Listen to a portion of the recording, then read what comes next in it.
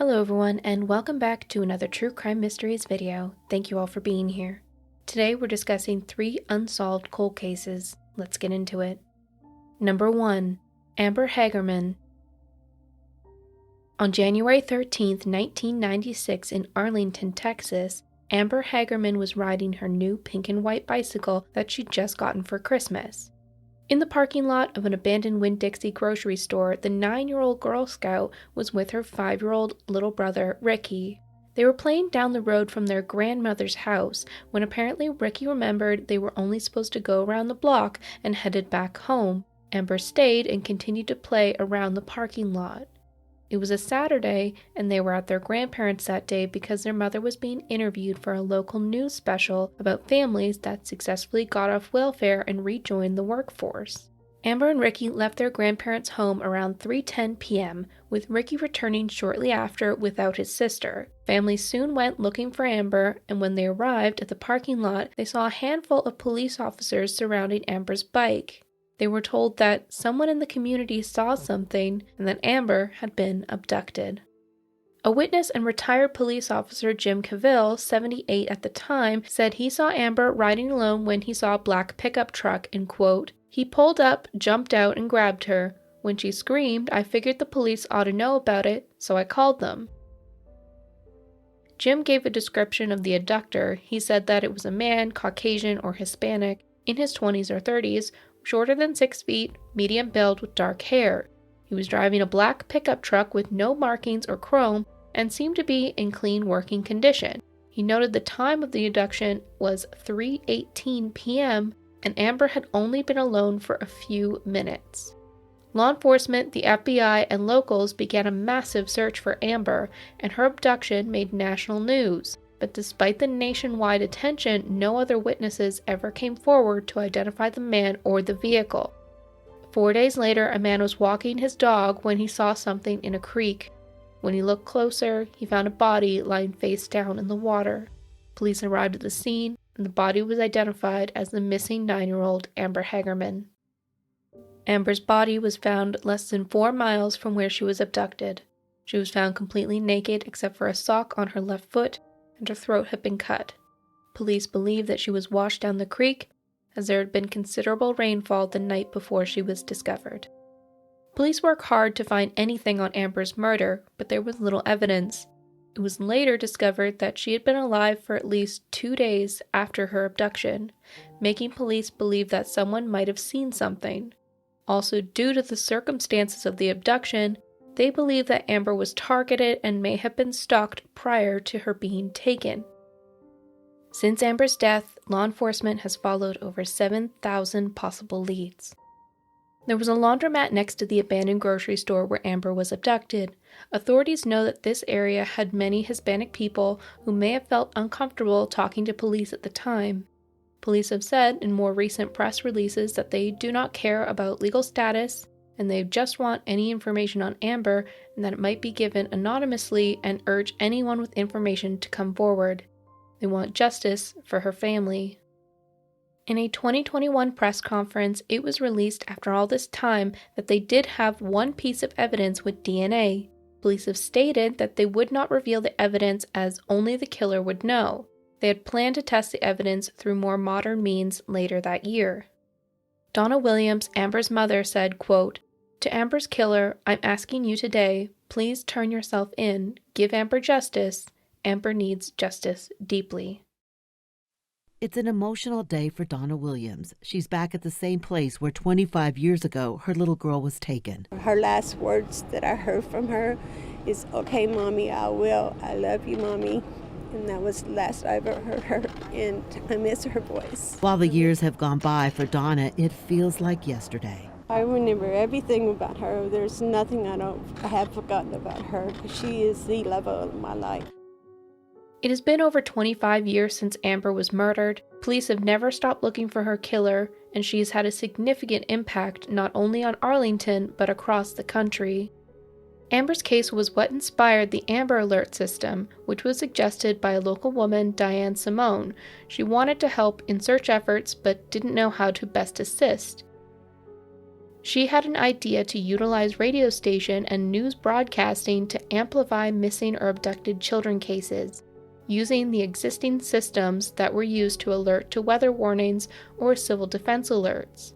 It has been called several names in honor of other missing children in other states, but is now called the Amber Alert System nationally and even internationally, with other countries adopting the system. In the U.S., the Amber Alert has saved over 1,114 children. Number 2. Little Miss Jane Doe / St. Louis Jane Doe. On February 28, 1983, 2 men entered an abandoned apartment building on Clemens Avenue in St. Louis, Missouri, scavenging for copper pipe or looking for something to fix their car. That detail is mixed. They looked around the house and then went down to the basement. When they got to the basement, they couldn't see anything, so one of the men lit a cigarette, and when he did, he saw something in the shadows. When the men looked closer, they found a child's body lying on her stomach, and the men called the police. When law enforcement arrived, they found the body of an African-American girl naked from the waist down, wearing a yellow V-neck long-sleeve sweater. She had been restrained behind the back with a red and white nylon rope. She had red nail polish on all her fingernails. The body had been decapitated, and the head was missing. After the autopsy, the medical examiner determined the girl to be between the ages of 8 and 11. She had been sexually assaulted and strangled before she had been decapitated. She had been well nourished with no signs of previous abuse, but her stomach was empty at the time of death. They took a mold sample of her body in the area and determined the girl had been killed 3 to 5 days before her body was discovered. Authorities and first responders searched a 16-mile radius of the surrounding area, in sewers and dumpsters anywhere they could think of, but they never located the skull. Very little blood was found at the scene, so investigators believed that she was killed at another location and dumped at the apartment building. Investigators looked into local and national databases for any missing children fitting Jane Doe's description. They looked into school records for absent children.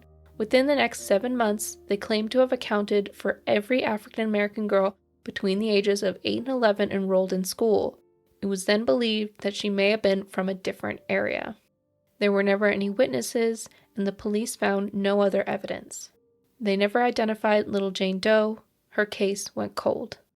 Captain Leroy Adkins, in a community meeting in 1983, said, quote, "Somebody out there knows something, and talk to your neighbors, talk to your friends. Somewhere out there is a mother without a little girl, a brother without a sister, a neighbor without a little girl running up and down the street." 9 months after little Jane Doe was discovered, they gave her a funeral. The people that attended were predominantly detectives, reporters, and Reverend John W. Haywood presided over the service. She was buried in a white coffin in the Washington Park Cemetery in December 1983. Over the years, they have looked into many leads on this case, including sending the sweater to a psychic in Florida who wanted to touch the piece of clothing to see what they could discern from it, but the police never got the sweater back, and the psychic said that the sweater got lost in the mail. They also talked to a convicted murderer on death row in 2005, who had a similar MO, Vernon Brown. He had strangled other young girls in the 1980s, but he did not speak to detectives when interviewed, and his capital sentence went forward in May 2005. In 2009, police tried to exhume the body in hopes of running new tests to help identify the girl. They discovered she was not in the listed location where they went to find her. Instead, they found 3 other bodies. The Washington Park Cemetery had been neglected for years. Finally, with Washington University's help, they exhumed little Jane Doe's body in 2013. Tests were conducted by the Smithsonian Institution and the University of North Texas. They took DNA and bone samples from an isotope test. They were able to determine that she had lived most of her life in a southeastern state. On February 8, 2014, she was reburied following an hour-long ceremony. Many people attended, and she was buried in Cavalry Cemetery in St. Louis. Her grave marker identifies her as Hope. A former detective for the case, Joe Burgoon, said, quote, "Back then, I thought this would be an easy case to crack. We'd find out who the girl was and would lead us to the killer." The St. Louis City Cold Case Unit formed in 2019 and has a room dedicated to the case of little Jane Doe. They have never given up hope on identifying her. Jane Doe, 1983, as she is identified on the National Center for Missing and Exploited Children's website, said she is the only case with no photo or facial reconstruction. There's only a picture of the sweater. The St. Louis Police Department is still looking for any information. Little Jane Doe grew up in southeast United States. She was approximately 4'10" to 5'2" between the ages of 8 and 11. She would have gone missing sometime in 1983. She had no distinctive marks or previous injuries. There are hopes that in identifying her, they will be closer to solving her murder.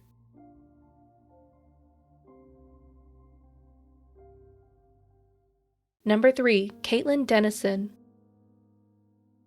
In January 2018, 19-year-old Caitlin Dennison was living in Reno, Nevada, when she abruptly told her family that she was flying to Texas to be with an unknown man. The two had met 6 months prior in Reno, and when he had to fly back to Texas after 6 months, she decided to go with him.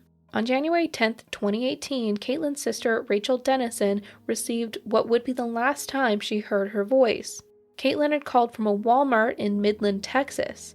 On the call to her sister, she said that she wanted to come home and that this guy makes me scared for my life. She abruptly ended the call as the man approached. Caitlin sent her sister a pin of her location right after the phone call had ended. No one heard from Caitlin again. Rachel went to the police and reported her sister missing the next day.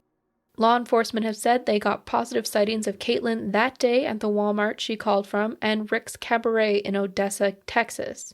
Caitlin was last seen wearing a fur vest over a black shirt, black leggings with braiding down the sides of the legs, and furry boots. A witness has come forward saying that they gave her a ride to her boyfriend's house, which was another confirmed sighting of Caitlin. Police have interviewed the unknown man. The information the man gave her that has been released is that Caitlin has been looking for work and had been having a hard time because of her noticeable arm scars. Police have interviewed the unknown man. He has been identified, but that information has been limited on what's been released to the public. The information we have is that he said that Caitlin had been looking for work and been having a hard time because she had noticeable arm scars. One day he came home and she and all of her stuff were just gone. When police went to interview this man again, he was nowhere to be found and has yet to be found.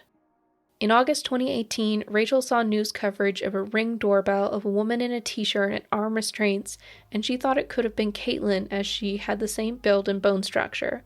However, that woman was later identified and was not Caitlin. In this case, very little information has been released to the public by police or covered in the media.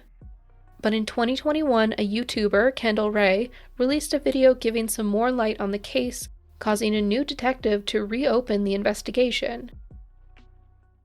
Midland Police Detective Jenny Alonzo said, quote, "The case came back to light in November of 2021 because a YouTuber had put her case online, and so it came back to our knowledge that she was still missing.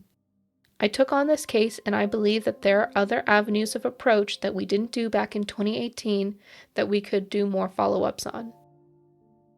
In a statement to the media, Rachel Dennison said, quote, "I am just really thankful we are finally able to communicate with someone who wants to listen to us and keep us in the loop, and do everything they can and are still willing to retrace steps that we thought were missed. It has been almost 5 years since Caitlin went missing. Her sister Rachel has never stopped the fight to look for her sister. They have an active Facebook page called Find Caitlin Dennison and a GoFundMe in the hopes of getting a private investigator and flights to go down to Texas. Police have given very little information to the family about what has been done to look for her. To this day, they still don't know the name of the man that she went to meet. Caitlin Dennison would be 23 years old today. At the time of her disappearance, she was 5'4", 120 pounds, with blonde hair and blue eyes. She has an alien head, an M tattoo on her left knuckle, a Libra scale tattoo on her right arm, 2 piercings on her nose on both sides, a bottom lip piercing, a tongue piercing, and a Medusa piercing. She also has scars on her arms and legs. Caitlin's family and Texas Rangers have been working to find answers to her disappearance and are asking for the public's help. If you may have seen Caitlin or know of her whereabouts or who she may have been with, please contact law enforcement. Well, that is it for this video. As always, thank you so much for watching. If you like this content and what I do over here, please don't forget to subscribe and hit the notification bell so you don't miss my next upload.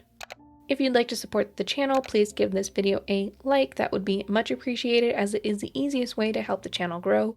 We also have channel membership as well as Patreon if you want to get more behind the scene content, exclusive content, or just to support the channel. In the description box of this video, you will also find links to all my socials to connect with me, as well as other goodies. But that is it for me. Thank you so much for being here. I'll see you on the next one. Bye for now.